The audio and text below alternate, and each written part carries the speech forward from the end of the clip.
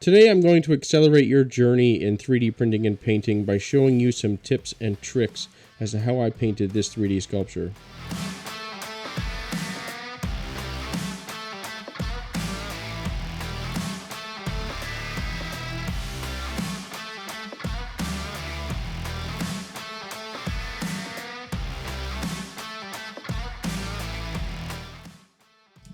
Starting with a gray primed base, I'm going to be applying a dry brush over top of that by using a light gray and a dry brush.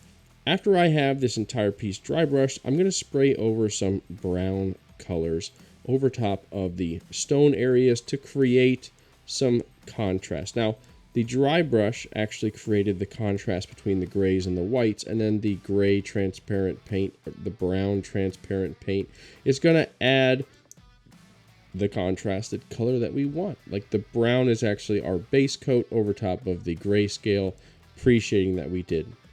After we have our various greens and grays and browns in there, I'm coming in with a brush and using this Mantis Warrior green to create some of the foliage that's on the scene.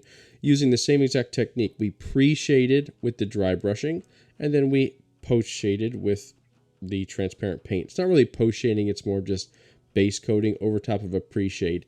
And you can see how you get a nice contrasted finish when you pre-shade with the dry brush and then add your transparent base coat. This is very similar to speed painting in miniatures, and you can see how quickly we can put this base together. Now, with that base put together, we do have a few other parts that we need to paint to bring this entire sculpture to life, but that's the down and dirty of it, speed painting way.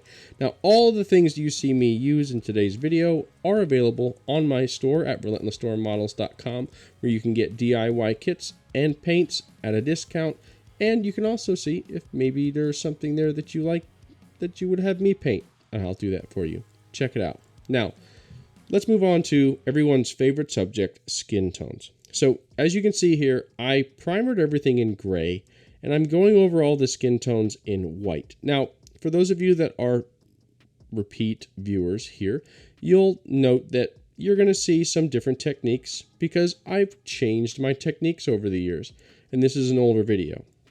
That being said, you're still going to see the same basic structure here to my skin tones.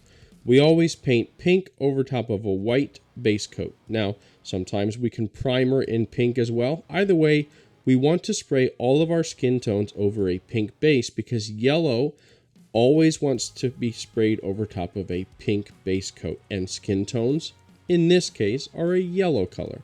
So what you can see me doing here is I painted everything pink over top of the white, and I'm adding in some red into the shadow areas. Now, this step is optional. If you don't want to do something a little bit more advanced, you can just use the pink to start. But if you want to add some more subtle variations, what we're doing is called pre-shading, and we're shading the skin tones before we've actually put the base coat down. We're calling this an undercoat of pink and red, which is considered pre-shading, okay? Now, I often get asked, should I pre-shade or post-shade? Post-shading is simply adding shadows and highlights after you do your base coat. And the answer to the question is, you can do either one. It doesn't matter what you choose. You can see I'm actually mixing. I'm using pre-shading with the pink and red, and I'm also going to be post-shading. So if it was up to me, I would say that you should do both, pre-shading and post-shading, if you want to get the most variety in your sculptures. But if you're new, you can just pick one. If I had to just pick one, I would suggest post-shading because it's a little bit easier to understand than pre-shading. You have to have some knowledge of color theory to do pre-shading. So, that being said, let's get back to the task at hand, which is finishing up these skin tones. After I had the pink and red undercoat done, the pre-shading, we're spraying this mid-tone of a warm skin color. Now, this is from my Atom range, and again, if you're interested, I do have the Atom skin tone range available on my website. You can see what we're doing is just spraying that mid-tone to start, and then I'm coming back with the beige pink, and I'm doing all the shadowed areas. So everywhere, like underneath her rear end here, underneath her chin, in her chest, around her arms, around her neck, we're going to do all the shadowed areas. And this is what's called post shading. We're adding in shadows post the base coat. And if we combine pre-shading and post-shading, especially with our skin tones, we're going to end up with something that is closer to reality because there's a lot of variation in skin tones. Now, I'm not saying this process that you're seeing is the most realistic skin tone that's available. There are definitely others, and I'm practicing my skin tones to make them more realistic as well. But this step, you have quite a variety of shades of skin on your skin tones here, and that is the closest thing to reality that you can get with just a few simple steps. So this is what I would consider a beginner to intermediate level skin tones. So again, what you see me doing here now is I'm adding the highlights in on all the areas where the light would hit the top surfaces as if there was a zenithal light overhead. And for those of you who don't know what zenithal light means, it just means something similar to an overhead light like the sun, where we're getting light just coming in from one direction. And if we want to recreate that, you can use a flashlight, you can use different techniques to try to just see where your shadows fall on your character, and then you can use that to create your post shading. If you'll take notice, what I mostly did with the skin tones is shadows in the crevices, highlights on the top flat areas that were facing up. It's very simplistic. I'm doing the same thing with the hair. I'm actually using flesh tones to create this blonde hair color, and I really actually liked this. It was pretty cool to use kind of like a peachy undertone and then a blondish highlight. And I did also a very similar color scheme with this ear here because she has like bunny ears. I'm not familiar with this character other than I know she's from Final Fantasy, and that's as much as I know.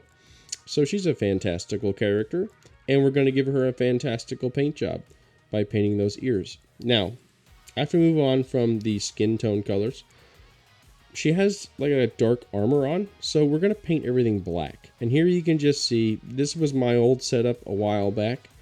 I have a new one since then, but you can just get an idea as to, you know, the way I'm painting. I'm kind of going through all the little crevices and all the edges and catching them all with my brush. And after we have all the black painted, I'm moving on to some of the gray on her arms, and what I'm trying to do here is actually create a little bit of variation. And what you can do on your wet palette, if you don't have a wet palette and you're new, get one of your best investments you'll ever get. A wet palette will help keep your paint wet and workable for longer. And then what you can do, as you see here, I have one coat of gray on and that's it.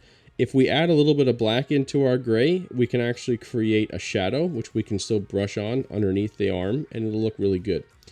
Now, after we have that out of the way, you can see here we have a piece that has some armor on it. And a really nice trick is called dry brushing. I've mentioned it earlier for the base, but it also works especially for metallics.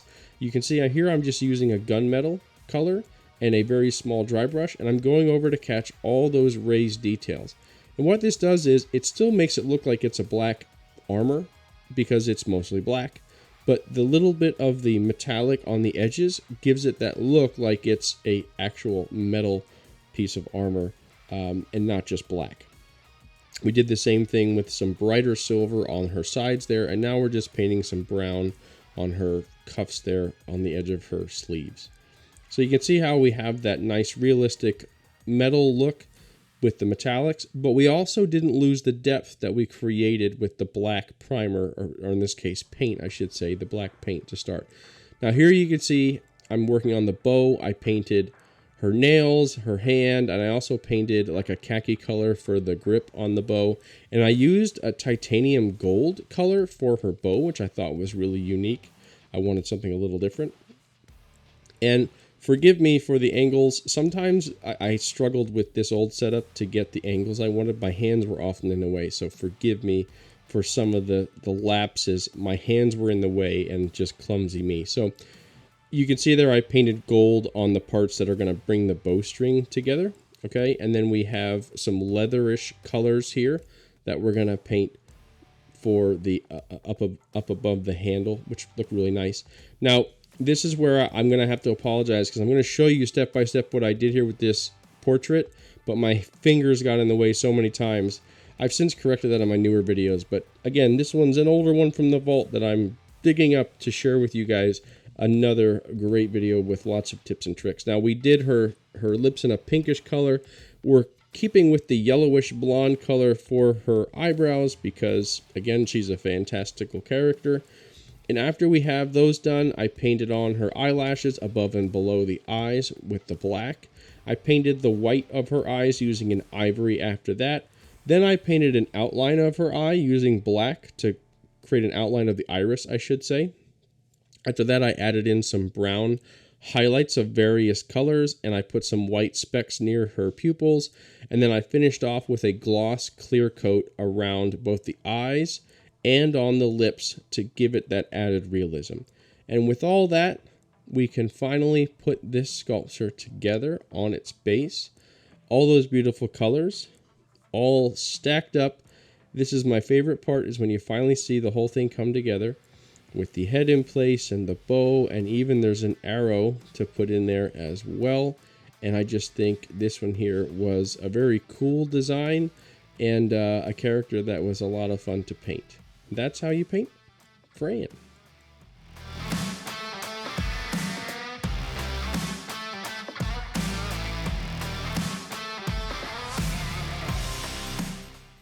Did you learn anything new today? If so, leave me a comment down below. Any questions? Leave them down there too, and I'll respond as soon as I can.